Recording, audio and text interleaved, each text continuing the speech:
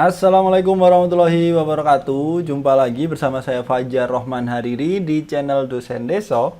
Dan pada video kali ini kita akan mengupas mengenai P3K. Jadi untuk video kali ini saya khususkan kita bahas kisi-kisinya dulu ya, kisi-kisinya dulu. Nanti mungkin di beberapa video selanjutnya kita bahas yang lain-lain. Karena ini bahannya banyak ini teman-teman ya. Ada yang diskusi pemerintah dengan pemerintah daerah. Ini juga bahannya banyak. Ini beberapa peraturan mengenai BKN P3K juga ada. Terus ini kemarin waktu live di Kemendikbud itu kan ada paparan dari Kemenpan, dari BKN, juga dari Mendikbud. Jadi memang dasarnya kalau teman-teman mau mengetahui secara lebih detail mengenai P3K bisa dibaca ini semua. Cuman nanti saya kelompok-kelompokkan dulu ya biar teman-teman enak gitu ya. Nah, untuk landasan hukum pengadaan CPNS, kebiasaan nih ya. P3K, kalau teman-teman mau belajar atau mau tahu landasan hukumnya apa saja, ini ada UU nomor 5 tahun 2014 ya. Terus PP nomor 49 tahun 2018. Lalu Perpres nomor 38 tahun 2020, ini jenis jabatan yang bisa diisi oleh P3K. Di sini ada list-listnya apa yang mungkin bisa diisi oleh P3K. Lalu untuk gajinya ada di sini teman-teman ya, ada di Perpres nomor 98, ada di sini. Lalu untuk juknisnya itu ada di sini. Namun di sini nanti ada perubahan. Jadi memang juknis pelaksanaan P3K itu merujuk pada peraturan BKN nomor 1 tahun 2019. Nah, mana nih? Nah, nih peraturan nomor 1 tahun 2019. Namun ada perubahan. Ada beberapa perubahan yang dituliskan di sini. Mana ya? Ini nomor 1 2019. Ini nomor 18 tahun 2020, sorry. Ya, ini nomor 18 tahun 2020. Ini tentang perubahan atas peraturan BKN nomor 1 tahun 2019. Nah, teman-teman kalau sebelum terjun masuk ke P3K, perang di P3K, teman-teman harus tahu ya ini dasar hukumnya seperti apa, juknis pelaksanaannya seperti apa, gitu ya. Nah, jadi untuk P3K ini teman-teman, sebelumnya saya paparkan, mungkin yang rame ini kan guru semuanya ke P3K. Namun banyak formasi sebenarnya yang bisa diisi oleh P3K. Jadi tidak hanya guru ya. Nah, di sini kita bisa ngelihat cuman beberapa yang lagi rame ini kan guru ya. Jadi kalau mau jabatan yang dapat diisi oleh P3K ini dapat diisi. Masalah nanti oleh instansi atau lembaga atau kementeriannya dia ngajukan mana saja, ya kita nggak tahu, kita nunggu gitu ya. Nah, ini untuk yang guru memang kemarin batas untuk pengajuannya itu tanggal 31 Desember. Yang mana tadi ya? Nah ini ya. Pengajuan usulan untuk formasi guru P3K diperpanjang sampai dengan 31 Desember 2020 melalui aplikasi e-formasi Kemenpan RB. Jadi formasinya sudah diajukan ya. Berarti ini saya bikin tanggal 31. Terakhir ya hari ini.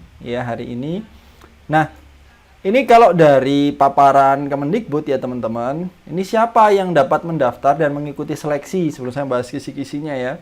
Untuk guru, sekali lagi ini untuk guru, belum untuk formasi yang lain karena belum ada paparan dari kementerian lembaganya masing-masing. Nah, di sini pemerintah membuka kesempatan bagi guru honorer di sekolah negeri dan swasta.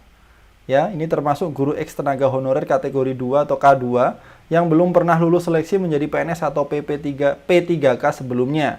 Lalu lulusan pendidikan profesi guru yang saat ini tidak mengajar. Ya, namun di sini juga ada list lagi. Ini salah satu file yang saya dapat dari teman-teman. Ini ada Kemendikbud.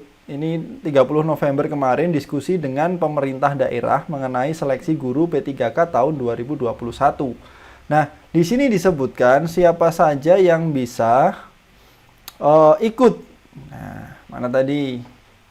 Nah, ini ya. Jadi terbuka untuk guru honorer ya.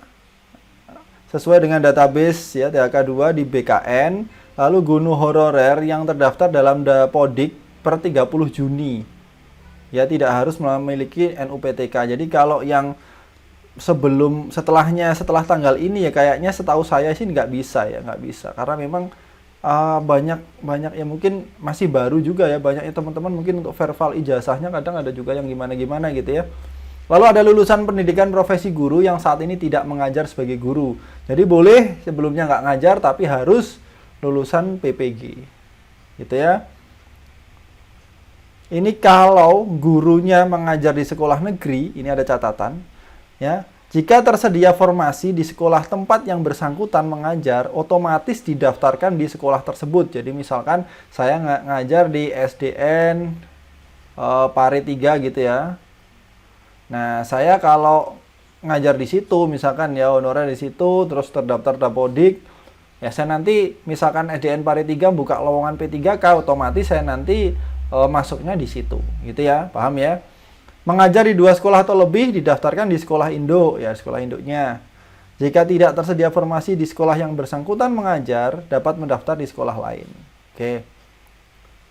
Untuk guru swasta atau lulusan PPG yang saat ini tidak mengajar di sekolah negeri, boleh milih terserah sesuai dengan ketersediaan formasi. Nanti pendaftaran melalui SSCASN ya, websitenya BKN. Dan berbeda dengan tahun-tahun sebelumnya, memang untuk tahun 2021 kita dikasih kesempatan sampai 3 kali. Ya, di sini juga paparan Mendikbud pun juga sempat disampaikan juga, ya, perbedaannya. Jadi kalau dulu formasi guru P3K ini terbatas, ya terbatas hanya beberapa orang yang bisa daftar. Sekarang semua guru honorer dan lulusan PPG bisa, gitu kan?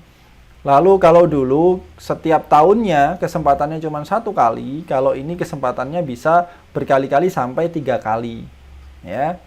Ini di tahun yang sama. Lalu dulu nggak ada materi persiapan, kalau yang sekarang Kemendikbud akan menyediakan materi pembelajaran secara daring untuk membantu pendaftar mempersiapkan diri sebelum ujian seleksi. Nah, enak, sudah ada bahannya, enak kan? Ini anggaran dulu pemerintah daerah, sekarang pemerintah pusat, ya. Biaya penyelenggaraan ini dulu ditanggung pemerintah daerah, sekarang yang nanggung Kemendikbud.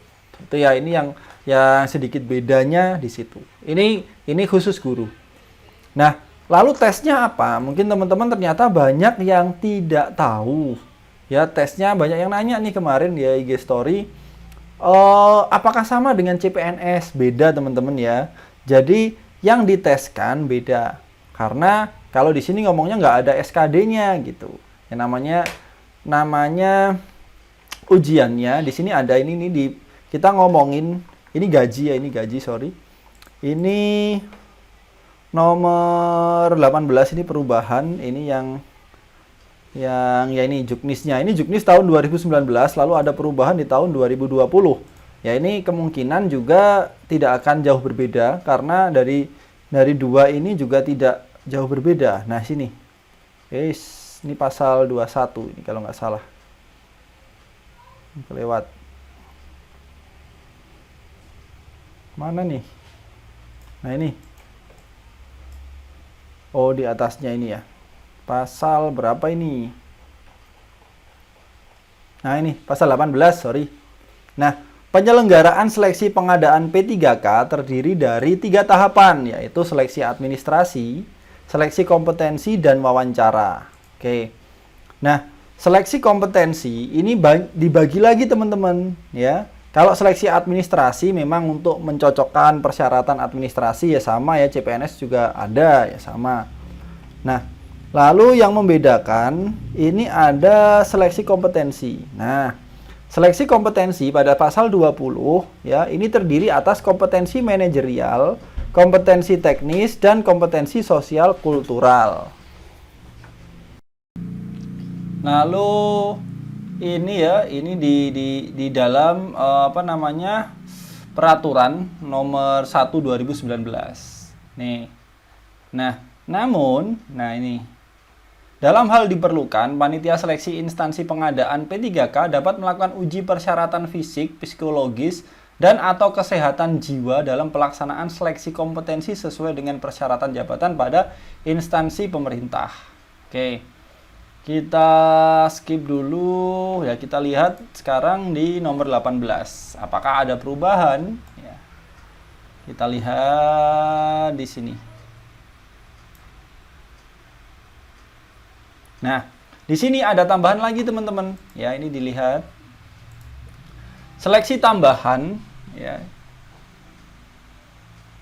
Nah, panitia seleksi dan atau kesehatan sama ya, melaksanakan seleksi tambahan.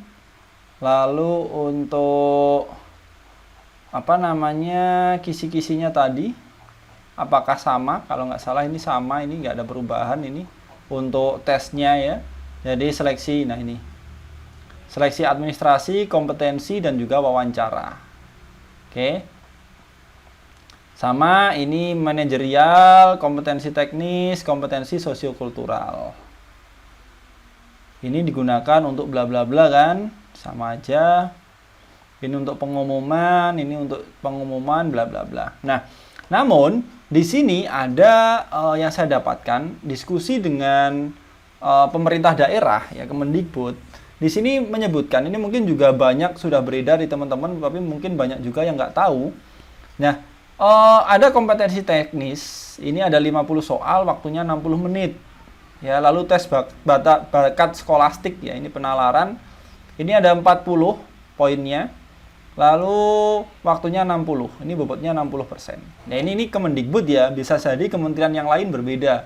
Cuman yang pasti ada adalah kompetensi teknis, manajerial, sosiokultural dan juga wawancara.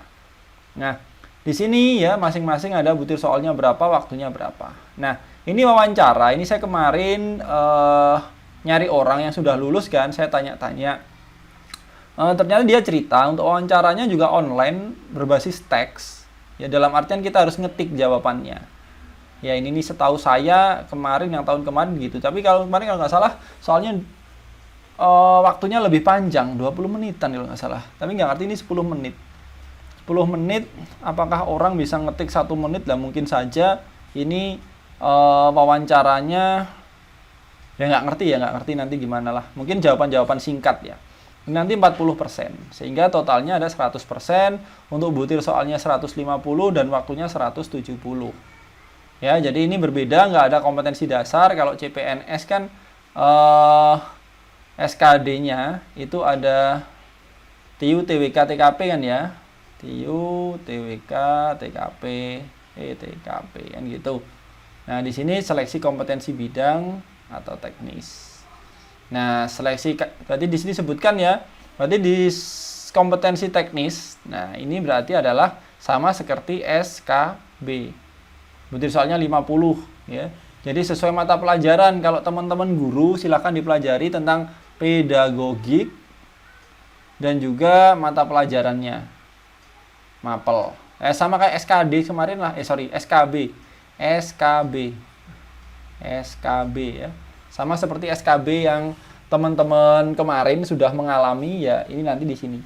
Kalau tes bakat skolastik, ini nanti penalaran nih teman-teman bisa nyari apa sih tes bakat skolastik. Biasanya anak-anak mau masuk kuliah itu ada nih biasanya. Nah, manajerial sosiokultural ini mirip soal TKP. Saya nanya ke yang sudah lulus mirip sama soal TKP.